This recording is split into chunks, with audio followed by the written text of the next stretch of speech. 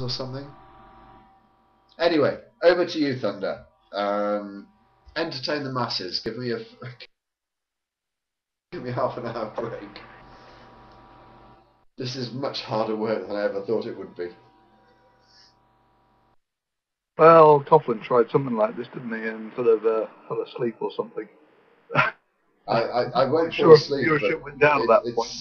it's the pressure of getting everyone sort of like lined up and who's on next and when am I going to squeeze them in and all sorts of things. Yeah, well, I've already upset people, and I know that I'm going to have to give huge apologies to people and whatever, and I'm not even halfway through yet. But there we are. Come on, please, people, please give me a break. Ask Thunder some questions.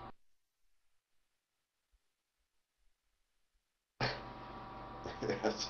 This is why you need a co. Two people need. Can you feel some questions? Scrunchie is more expensive. Sequence the genome. Yeah.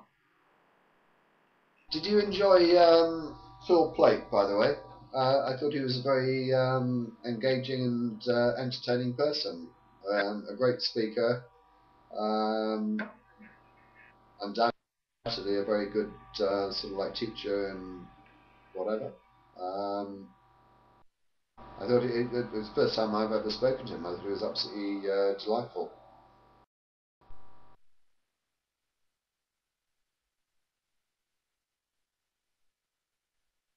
Well, yeah. I mean, yeah, nice guy.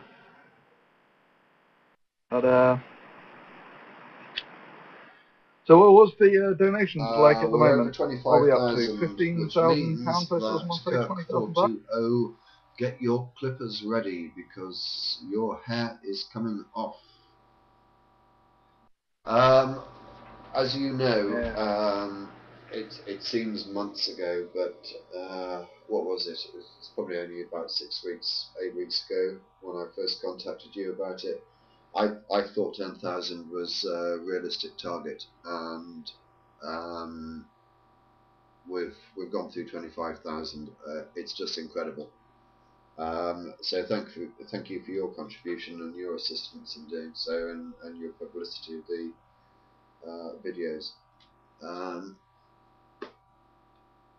Oh yeah, thanks Kilroy for reminding me.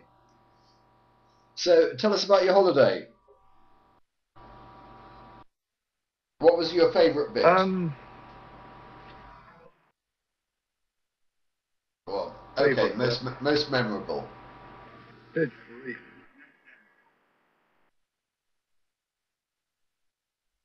Or probably the channel. I basically carried the entire video up to the top of one lifted up. Only two of the wires was broken and there was nothing I could do about it. So I just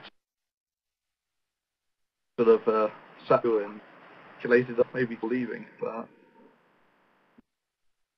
no, it's memorable, you know. I mean, it's sunrise and sunset, almost in the desert anywhere, is absolutely fantastic. You know, seeing the sun creep over the horizon. In fact, is asking you to tell us about Jupiter. Well, actually, because all the technology is now cheap and relatively easily available to do really good imaging on Jupiter for comparatively modest pricing. And the bird strike impact, this is the impact that of something hitting Jupiter recently, about 6 weeks ago now, maybe 2 months. This was found by an amateur, not by a professional. So, I mean, it appears to me that there is some virtue in setting up a sort of Jupiter observatory. Now, there is the Association of Lunar and Planetary Observers, but if you like, they're just a bunch of fairly disorganized people who take pictures of Jupiter, very good pictures of Jupiter, mind you, but what I did was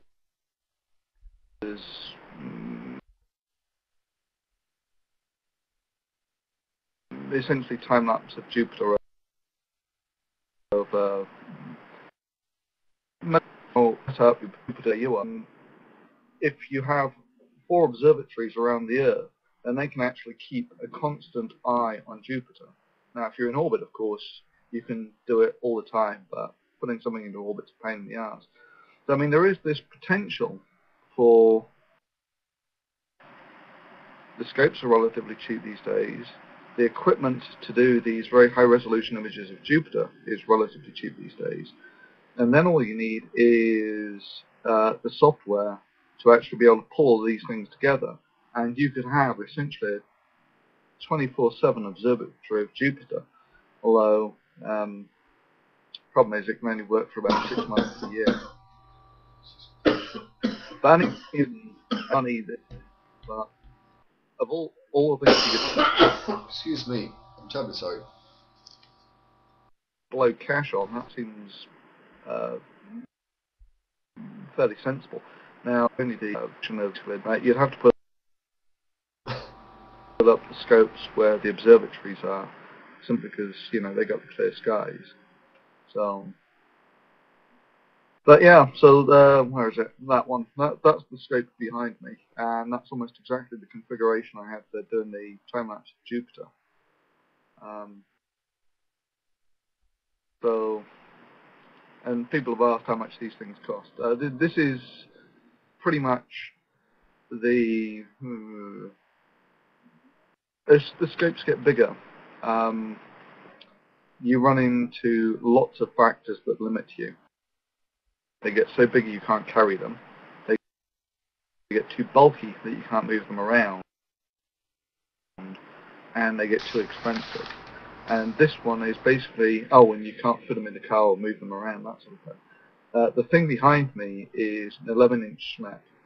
And the scope and the wedge on that weigh about 65 pounds, about 30 kilos.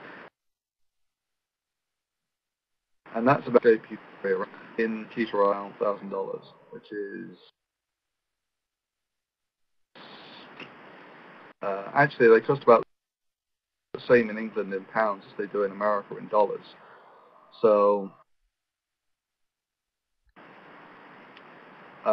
that's you on the web only about $100 a shot, and you really can't. If you see some of the images that people have done with webcams on Jupiter, it's phenomenal what you can do with a $100 webcam these days. So what are we got in the way of questions? Oh yeah, the Bible is coming up. After some considerable thought, it has come to me that, well, it is my reckoning that people like Sam Harris, Hitchens, Dawkins, they have identified issues with religion, right? But you then, having identified issues, you need to move towards solution. And in having talked to people like Ray Comfort, it appears to me that presenting evidence to these people really doesn't register. I mean, it's very good for... I mean, this is the sort of irony, is the... why do people are for creationists videos, and a bunch of these pro-science videos, they were done to try and actually convince some of these creationists that there were serious issues with what they were, with the way they were approaching things, and it essentially became a rallying point for the free thinker community, which is that, I mean, that's great in itself, but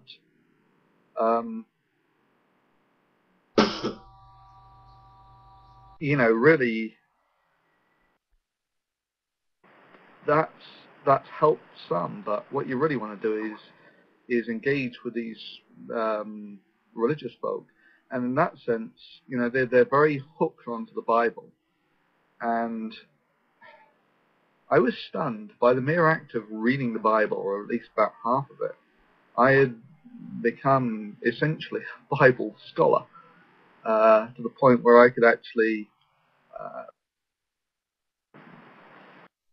hold down conversations with Bible scholars and in a sensible fashion.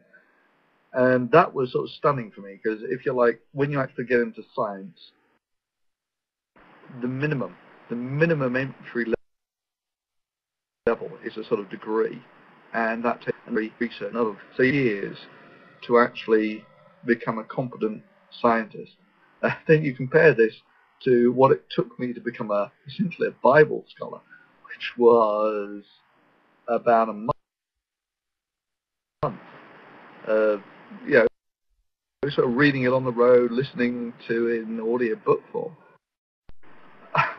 and I was stunned at how easy that was. You watched the IA video. Yeah, I mean, it's definitely. I mean, my reckoning is that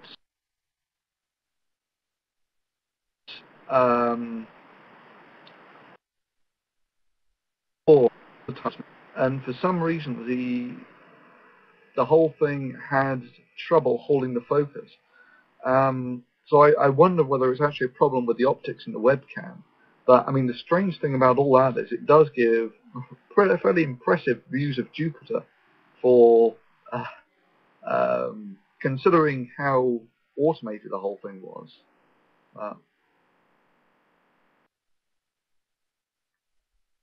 So, what else we got?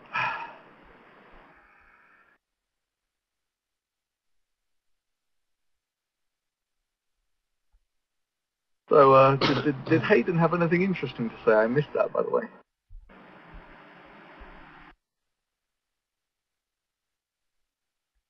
DPR, you're going to sleep on us there.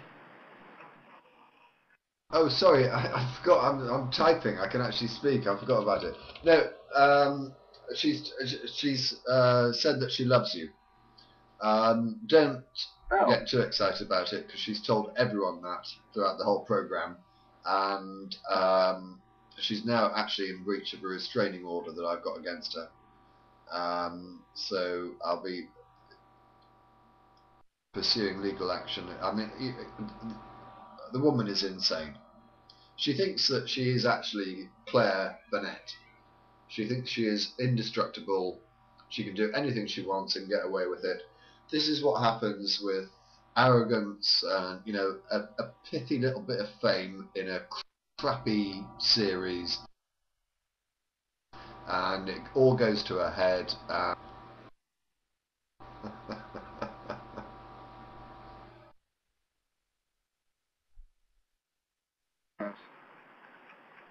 Well,